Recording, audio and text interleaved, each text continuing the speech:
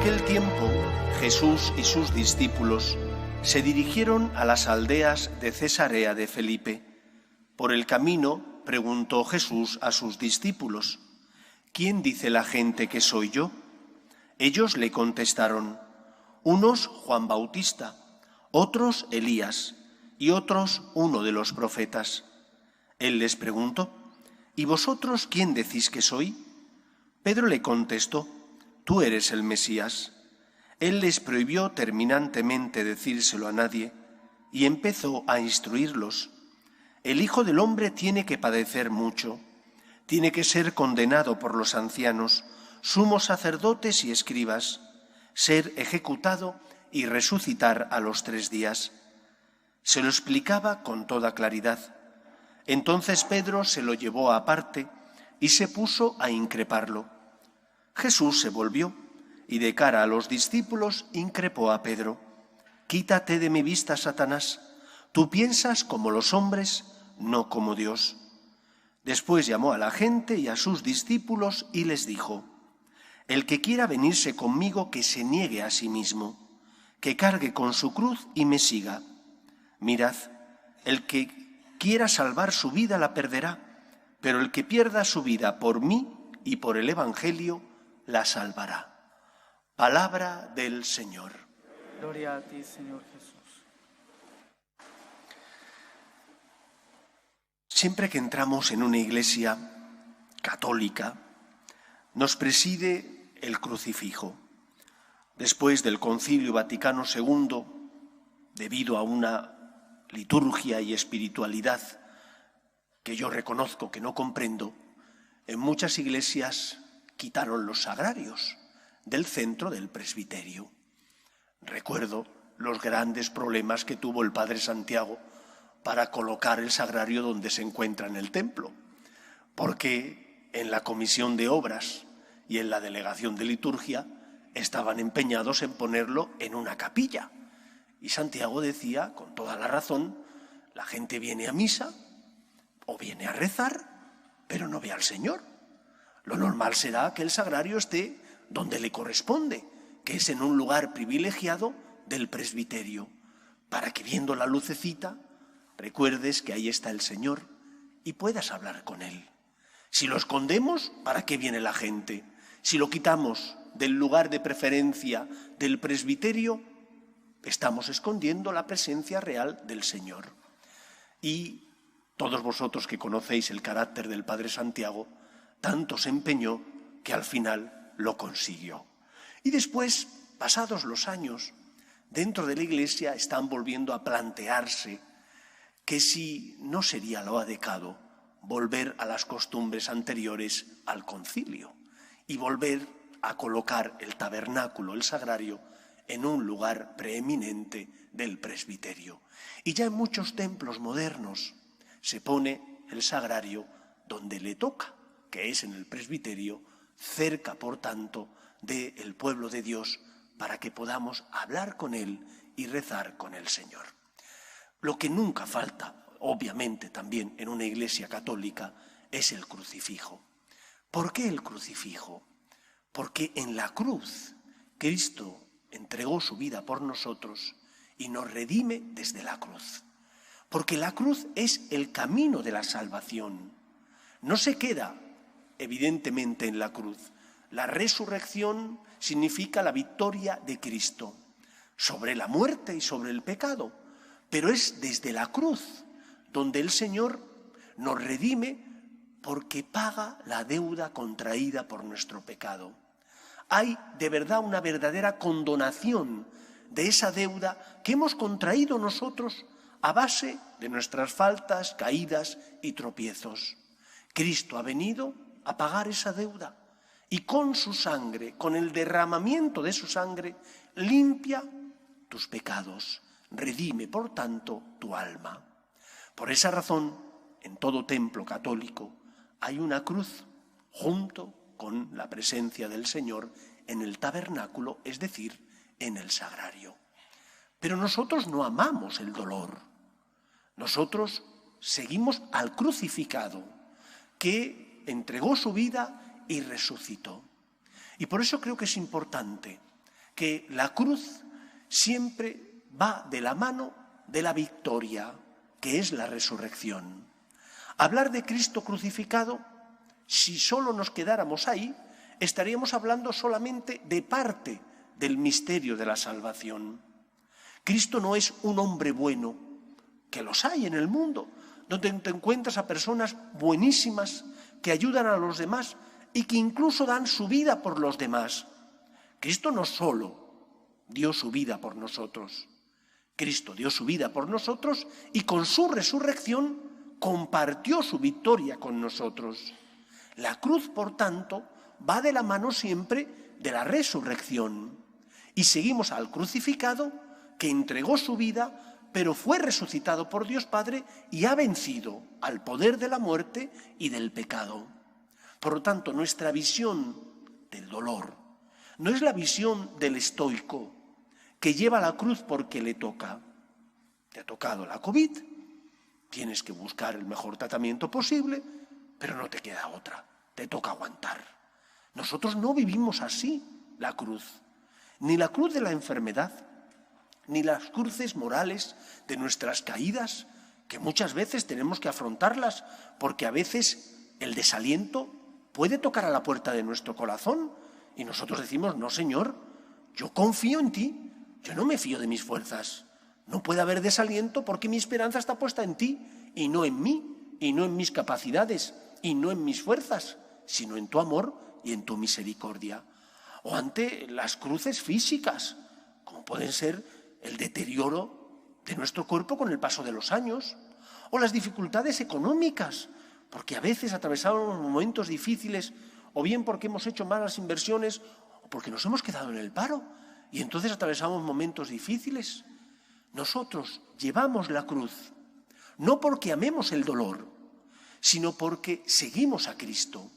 Y lo que nos enseña el Señor es que esa cruz, que es dolorosa, que te hace daño, que no te gustaría que tocara la puerta de tu corazón, pero que ha tocado y que por lo tanto tienes que aceptarla, la enfermedad, los problemas económicos, las dificultades en las relaciones sociales o conyugales, esa cruz tienes que llevarla dándole un sentido.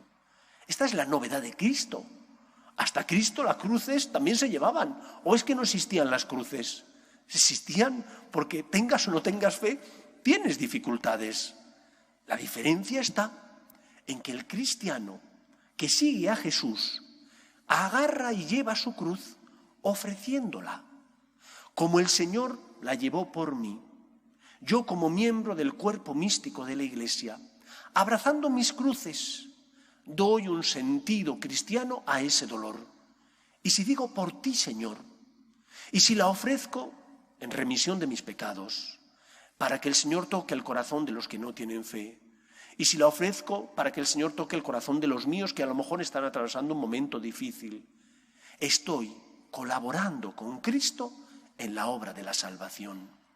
San Pablo dirá aquello de que con las cruces que llevo por amor a Dios, completo en mi carne lo que falta a la pasión de Cristo.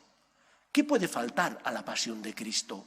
¿Es que no es completo el sacrificio del Señor para redimirnos? Claro que es completo, pero como miembros que somos del cuerpo místico de la Iglesia sufre. Y cuando yo ofrezco mi sufrimiento, lo que estoy haciendo es colaborar con Cristo en la obra redentora de la Iglesia, cuya cabeza es Cristo. Por eso es importante que aprendamos a decir una frase que dará sentido y nos dará fuerzas para ver la cruz con otros ojos. Por ti, Señor. Tienes un atasco. En lugar de echar de todo por tu boca, no se va a ir el coche de delante, ni los cientos de coches de delante, ni las obras que están haciendo, que paradójicamente siempre las hacen cuando creemos que es el peor momento. ¿Tienes un atasco? Ofréceselo al Señor. Por ti, Señor. Me hubiera gustado no tener el atasco, pero no me queda otra. Por ti, Señor. Tienes una dificultad conyugal con tu esposo o con tu esposa. En lugar de darle vueltas a la cabeza, de rumiarlo una y otra vez, que al final lo único que haces es desesperarte y meterte más contra tu esposo o tu esposa, por ti, Señor. Tienes un problema de salud, ve al médico. Mientras tanto llega la curación, no lleves la cruz como los estoicos. Por ti, Señor, dale un sentido cristiano y trascendente a tu dolor. Que el Señor no quiere la cruz. El Señor no te envía males como castigo. Dios no juega con los hombres, pero sí se sirve de los acontecimientos que ocurren en la historia de los hombres para purificarnos. Decía el cardenal de París, el cardenal Lustiger, cuando la bofetada sale de la mano de mi hermano, es voluntad de mi hermano, pero cuando llega a mi cara es voluntad de Dios que la ha permitido. Dios se sirve de esos acontecimientos para que seas más humilde, o para que seas más generoso, o para que aprendas a tener más paciencia con los errores del prójimo, para que cuando tú tengas los tuyos, quieres que tengan misericordia, pues el Señor te va formando y purifica tus sentidos y te ayuda a crecer humana y espiritualmente. Se sirve de esos problemas muchas veces para hacerte crecer, para que tu fe se acrisole como se hace normalmente con el oro, cuando se le purifica con el fuego para quitar las impurezas. Pero el Señor no te envía males, no juega contigo, no es el Dios de las mitologías griegas o latinas que juega con los hombres, pero sí se sirve de esos acontecimientos para tu purificación y hacerte crecer. Por eso la primera enseñanza de este Evangelio no es amar el dolor por el dolor. El cristiano no ama el dolor, el cristiano ama a Cristo. Y ofrece el dolor y sus cruces por amor a Dios. Y ve en esos cruces inevitables que tengo que asumir, o en las evitables que podía no asumirlas, pero que las asumo porque Cristo me lo pide y porque hay un hermano que me necesita, veo una causa para amar a Dios y colaborar con Él en la obra de la salvación, sabiendo que cuando doy un sentido cristiano a mi sufrimiento, estoy colaborando con Cristo en la obra de la redención. Soy, por tanto, instrumento de Dios. Ayudo a Cristo. Como miembros que somos de la Iglesia, completamos en nosotros, como decía San Pablo, lo que falta a la pasión de Cristo. En segundo lugar, tenemos que vivir y ser en el mundo esperanza.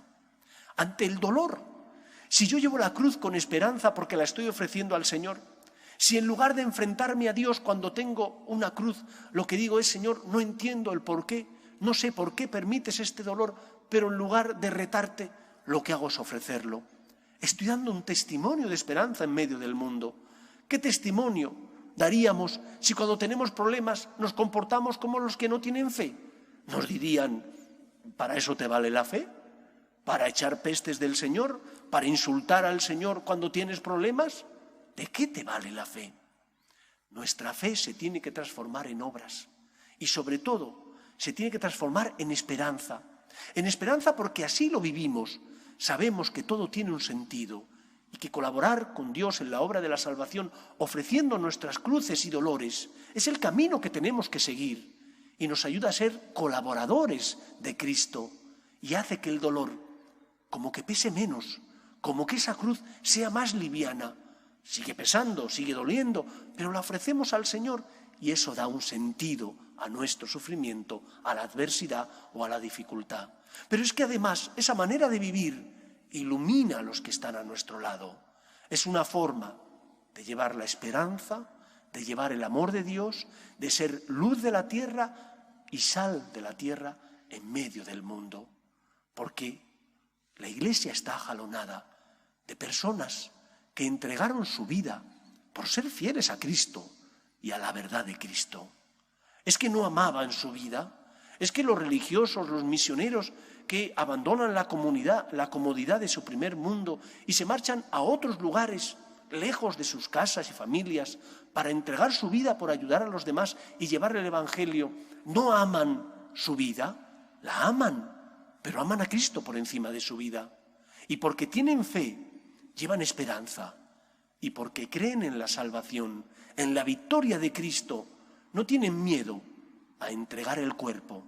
Ya lo dijo el Señor, temed a los que matan el alma, no a los que matan el cuerpo y no pueden hacer nada al alma. Nosotros creemos en el amor y creemos que Cristo subió a la cruz para salvarnos. y desde la cruz nos redime y, habiendo resucitado, comparte con nosotros la vida divina, la vida eterna. Seamos colaboradores de Dios en la obra de la salvación, sobre todo por la esperanza que tenemos al afrontar las cruces y dificultades de la vida. Por ti, Señor, te ayudará a llevar la cruz con amor y a sentir y experimentar que no la llevas solo, que el Señor sale contigo y te auxilia, porque Él dijo: venid a mí los que estáis cansados, agobiados, y yo os aliviaré. Añadió: cargad con mi yugo. El que lleva el yugo del amor de Cristo encuentra el consuelo de Cristo, que se hace nuestro Cirineo. Que el Señor nos ayude. Nos ponemos en pie.